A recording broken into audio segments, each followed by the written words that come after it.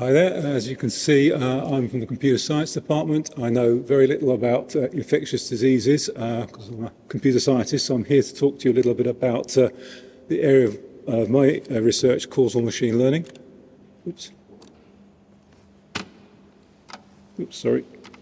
There we go. So what is causal machine learning? So it's useful to contrast it with, if you like, regular machine learning. So much of what we do in machine learning is we use training data to build predictive models, which we then use to make predictions about things we don't know about already. So we observe a particular value of something X, and we observe its little x there, and then we make a prediction about Y. So here's an example. We observe that someone has yellow teeth, and from that we predict they're more likely to be a smoker than if they didn't have yellow teeth. Fine, so that's a predictive model. What's going on with causal machine learning? The goal with causal machine learning, as you might expect, is to uncover causal mechanisms. So there we ask a slightly different question.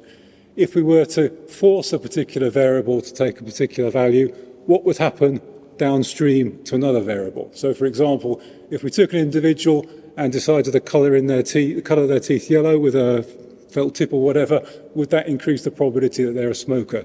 Obviously not, because that's not the way the causality works. So that's what we're trying to do with causal machine learning, to uncover those causal relationships. As you might expect, this is a somewhat controversial line of research with all sorts of interesting philosophical disputes going on between the various protagonists. And some people would argue that without something like a randomized controlled trial or something similar to that, you can't really do it.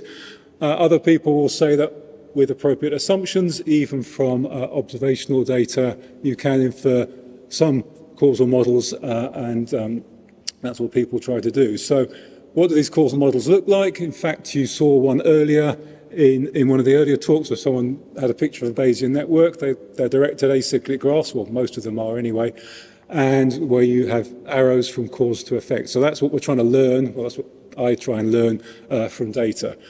There's many challenging problems, as you might expect. So often we have important variables which we don't measure in our data, so they're confounding uncovering the causal relationships. That's a real problem. And so it's an area of active research, all sorts of difficult statistical and computational problems.